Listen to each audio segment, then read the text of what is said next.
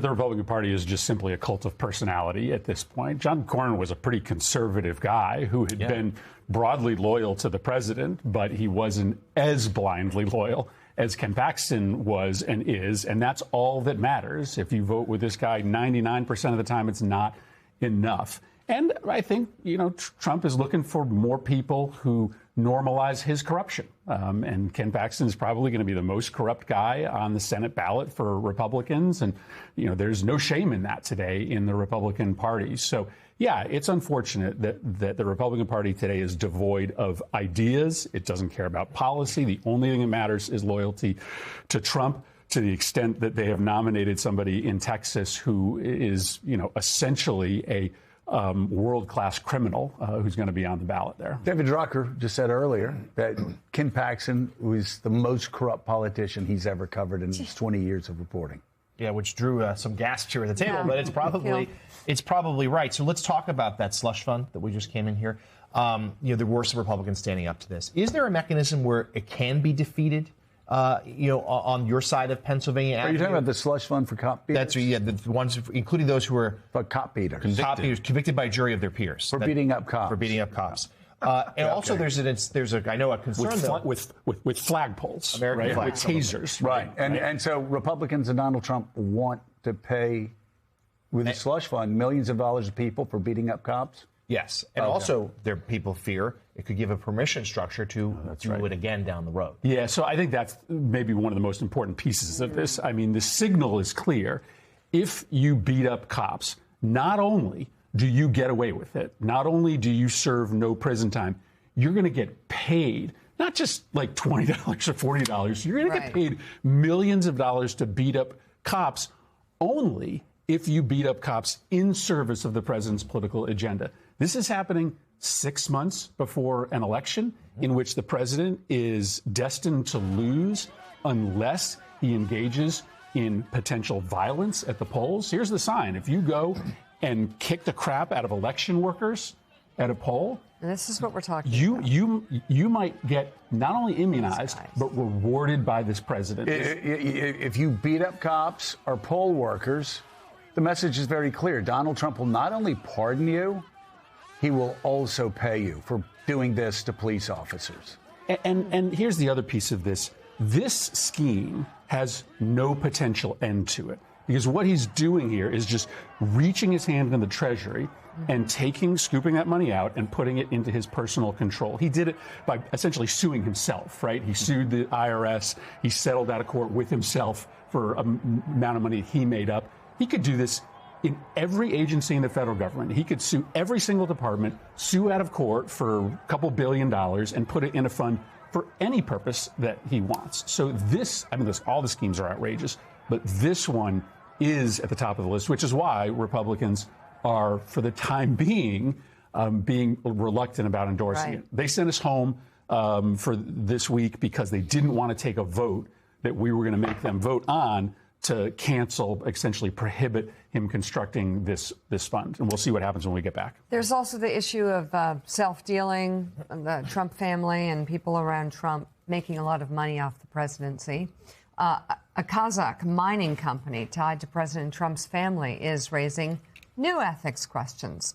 According to a new piece by Tim Carney for the Washington Examiner, the company merged in April with Skyline Builders Group, whose major investors include Donald Trump Jr. and Eric Trump. The mining company itself was created in a deal last year facilitated by President Trump and the president of Kazakhstan. The Trump administration also supported the project with a taxpayer-backed $900 million line of credit from the Export-Import Bank. Wait, so they set it up, gave him $900 million, and then his sons became big investors in it? Critics say the arrangement blurs the line between public policy and private profit. Don Jr. and Eric Trump say they had no knowledge or influence over the financing. The report also points to Trump-linked cryptocurrency ventures and Gulf state investments that appear to overlap with administration policies. President Trump has defended those business ties, telling the New York Times they found out that nobody cared. And I'm allowed to. blurs the line. Yeah. Yeah, I mean, listen, this is nuclear grade corruption. And I think there is a question that we need to ask, why isn't the entire country talking about only this, the fact that the president is operationalizing the White House every single day for his personal gain? I talk a little bit about this in the book. So the book says we have created a winner-take-all economy where the folks who rise to the top of the economy are allowed to take everything, right? We went from an economy where the average CEO made 60 times the average worker to one today where it makes 900 times. And that's a sign of a healthy economy, that we have a handful of trillionaires who just get to rake in everything and leave scraps for everybody else. My argument is that this leaches into our politics, that we now think that the winners of our politics can operationalize their position to crowd in everything for themselves. And so Trump's corruption doesn't look as outrageous when there is, frankly, daily corruption in our economy as we allow people to become trillionaires and the rest of America just gets left the crumbs. So I think you've got to build a common good economy if you want to get back to the point where we don't look at Trump's corruption as normal. So, crisis of the common good. When you first ran for office, it's entirely different today. Correct. Out there because of the blanket that Trump is. Everything, all day, every day. In terms of the dignity of people, in terms of the common good for people, what has changed in your mind to the negative from the time you first ran for office to today? So, I mean, I argue in this book that Trump is really a symptom more than he is a cause of America's unraveling. I think most Americans understand that there's something going on in our culture today in which we care less about our community and are more focused only on our individual health and achievement. A culture in which buying stuff has replaced citizenship as how you be a good American. A culture where work just has less dignity and purpose to it, where profit matters more than anything else. I make the argument in this book that we've got to rebuild a culture and an economy that shares prosperity, that incentivizes you to care more about your neighbors, that gets you out of your house and back into churches and labor unions. And if we don't do that, then even if you beat Trump electorally, another demagogue is just going to come along and use scapegoats to explain to you why you feel spiritually empty.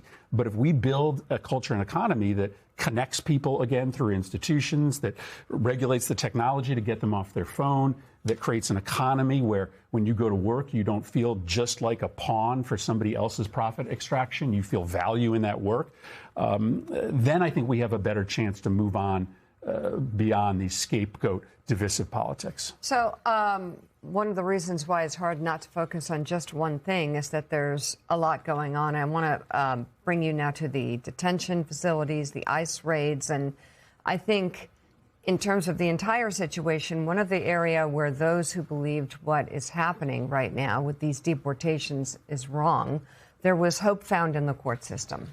There was hope found in the pushback one would get or one would see in the courts. But now there appears to be even a way to fudge the system that the president has found, or the administration, in hiring sort of so-called deportation judges. Can you tell us about that? How prevalent is it and what the impact is? And how unqualified they are. Yeah, so Trump is systematically firing a lot of our immigration judges, and he's replacing them with people who have zero expertise in immigration law. And the way that you get fired is by implementing the law in your courtroom. There's a quota system in DHS right now in DOJ that you are not allowed to do your job unless you deport a certain number of people every single day, no matter the merits. And it's a real corruption of the law because you're not allowed to implement the law unless you implement Donald Trump's version of the law. And herein lies another place where Americans feel like they're just out of control. They feel like they have no control or input over their government because all that matters is how Trump interprets the law. And again, this book talks about this, the ways in which people feel powerless today. They feel powerless in their economy. They also feel powerless in their government as they watch Trump do all sorts of things that he promised not to do. you've got to create a common good economy, but you also have to create a common good government where you get the billionaire influence, the corporate influence out of government, which frankly is driving some of this immigration policy because these detention centers are run by Trump's billionaire friends. If you do that, you make people wake up every day feeling like they have more agency, feeling like they have more power, feeling happier and more fulfilled, and less likely to follow a demagogue down the path that Trump has led them. The new book, titled Crisis of the Common Good, The Fight for Meaning and Connection in a Broken America, is on sale now